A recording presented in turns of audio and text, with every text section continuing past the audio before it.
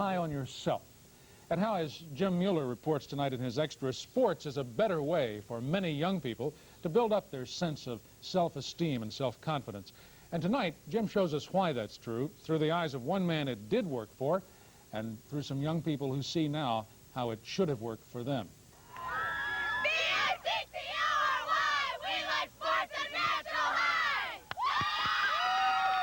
Sports is a natural high.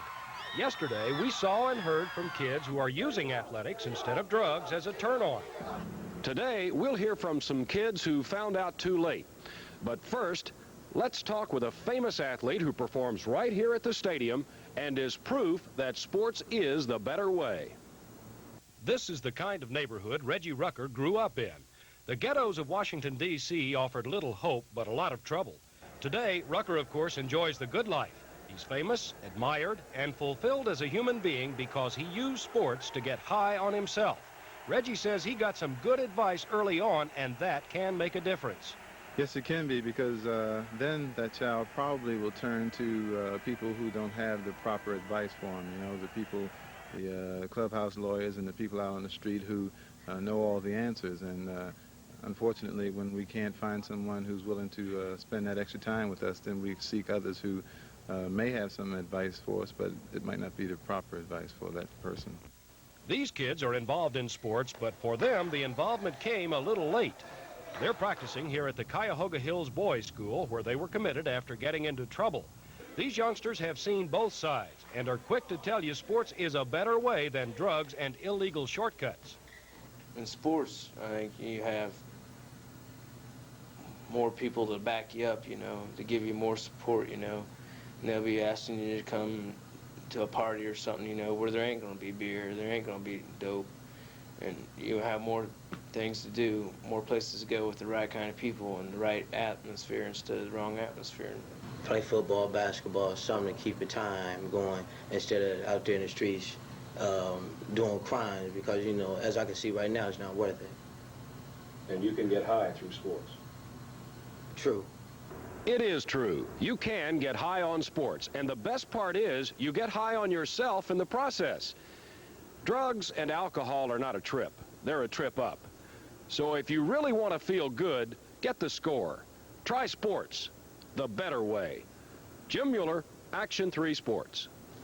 Mona wants us to make sure that you understand that when she talks about the property taxes that are due right now, she is talking about the personal property taxes, not the real estate property taxes, because they were due last July. Now, the Indians, we could kill them. We could kill the Yankees. We could put them out.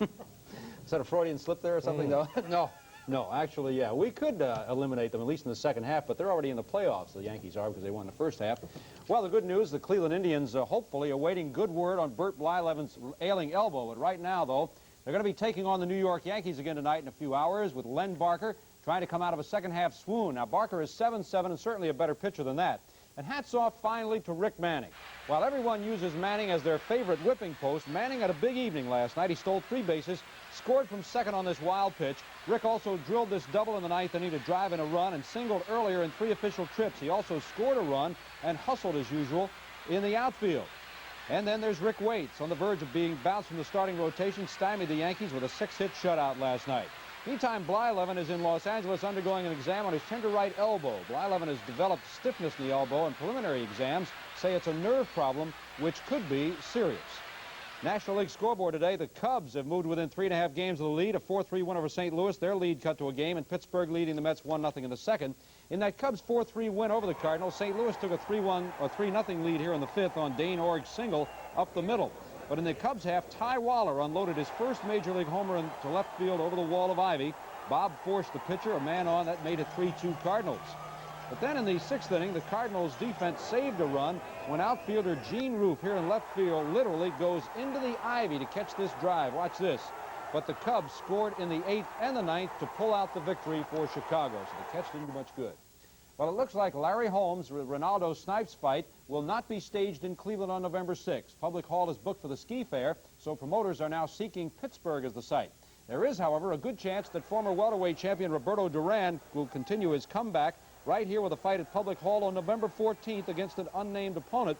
Duran fought here last August, you know, to launch his comeback.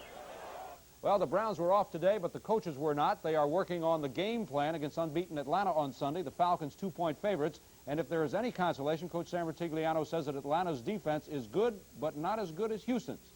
Well, there is an encouraging sign for the Browns, many of them, in fact, but one of them is running back Charles White. Has he finally arrived?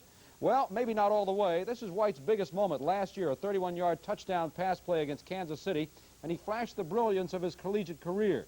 This season, he's playing more effectively as a pass receiver and a blocker. You got the fullback who can carry the ball, and you got the halfback who's blocking a lot, catching a lot of passes, running from the pro set, running from, you know, the eye, a little bit out of the eye. So you're doing a multitude of a lot of things, and I think that was the biggest challenge for me to be able to adjust to that. Charles White, with his Heisman Trophy press clippings, he has had much to live up to. In the Atlanta Falcons, though, the Browns will be facing a team of 12-4 last year. They're 3-0 this year, and this is Lynn Kane, a bruising back who obviously knows how to get to the end zone. Look at that.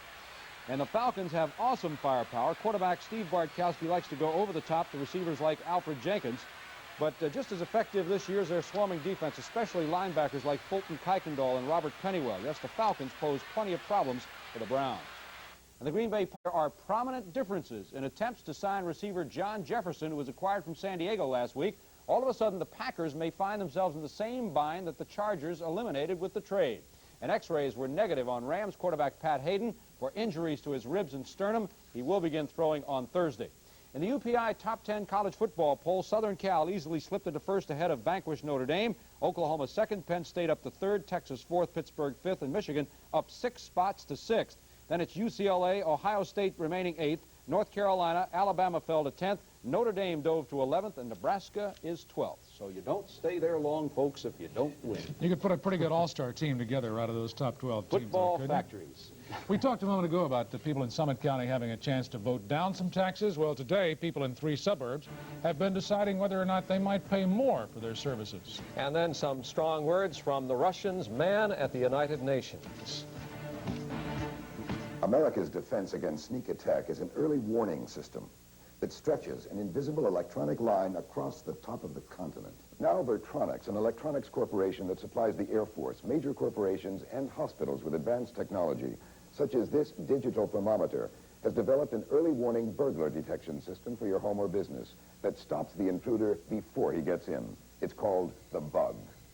The very moment an intruder attempts to enter, the bug's sonic design picks up his sounds, flooding the house with light, setting off a siren powerful enough to scare off any burglar. The bug works. It works without unsightly wires, and you can set it up yourself. It's an affordable burglar detection system that detects and deters the intruder, and this is important, before he gets in. So call 800-228-5440 for a fact-filled brochure about the bug by Vertronics. Call toll-free 800-228-5440.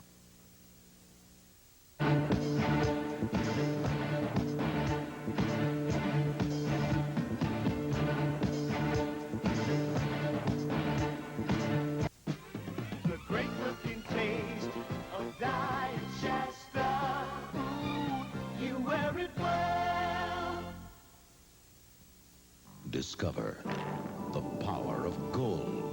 Marantz Gold. Stereo components with 24-karat gold-plated audio connections. Marantz Gold. You can see it, touch it, hear it perform. Discover the new gold standard of audio technology. The solid gold sound of Marantz. The polls will be open for about another 50 minutes in 3 Cleveland suburbs where voters are being asked to dig into their pockets now and pay still more taxes. In Parma, citizens deciding there whether to increase their income tax from 1.5% to 2%, money to be used for capital improvements, roads, sewers, as well as general services. A defeat means the city could face a $600,000 deficit. Layoffs at the Chevrolet plant have put a big dent in the city budget there in Parma. Turnout so far very light today. Voters in South Euclid, Lyndhurst, and Chagrin Falls deciding on school levies, and we'll have the results tonight on Action 3 News live at 11. And in world news tonight, some hard words from Soviet Foreign Minister Gromyko speaking in New York to the United Nations. He accuses us of interfering in Poland and of starting the arms race up again, promising to match anything we do, not to let us get ahead. but still offering to start again on a nuclear arms limitation treaty. In Cape Canaveral, our entry in the space race, the shuttle Columbia, suffered a setback in its countdown to another blastoff in October. Toxic fuel spilled out that melted the glue that was holding on about 200 of those little tiles that protect the Columbia during re-entry. They'll now have to be restuck. Nobody knows for sure yet how much that might or might not delay the launch. In Schenectady, New York, the South African rugby team may play a match tonight, but the office of the team that they are to play has been bombed, and our State Department is fighting in the courts to prevent the match on the basis it might provoke more violence by those who oppose the racial policies of South Africa.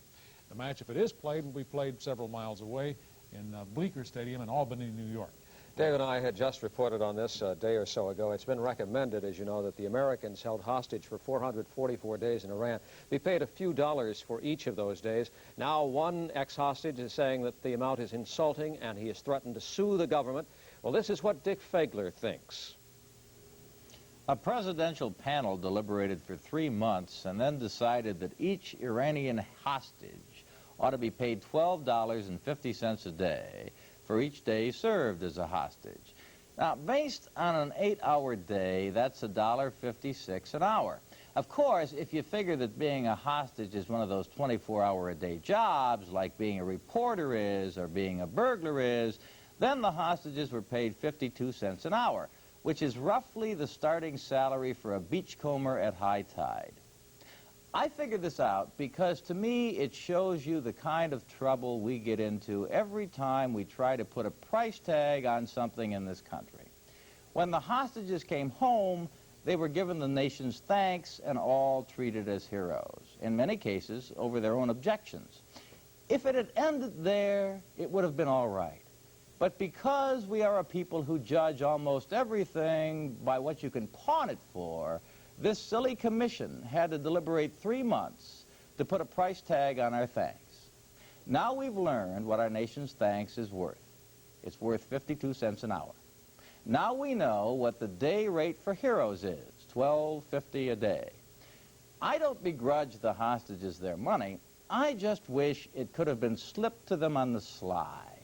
If the word gets out about what we pay our heroes, the Teamsters might move in and organize them. When the nation says thank you this way, my response is, don't mention it. Hot. Hair that's shiny hot. That's the look you get with Alberto VO5 hot oil treatment. Hair that's shimmering, soft, and sexy hot. VO5's professional formula is different. It's heat activated to professionally restore healthy texture, manageability, and shine, even to damaged hair. Heat activates VO5's conditioners to penetrate hair more thoroughly. VO5 hot oil treatment. You add the heat, we do the rest. Hot. Now Gorton's brings 2 great American favorites together in a whole new way. My fish covered by a real French fried crust made from his potatoes. Introducing Gorton's new Potato Crisp fish sticks and fillets. They're mild-tasting, flaky white fish with a light, crisp French fried crust with bits of real potatoes. Your whole family will love Potato Crisp. It's a whole new taste experience from Gorton's. Delicious. Trust the Gorton's fishermen from Gorton's of Gloucester. We're proud of Cleveland and St. John Hospital, the first in the United States to use the million-volt radiation therapy unit to treat cancer patients, and now the first in Greater Cleveland to have the latest generation of heart monitoring equipment.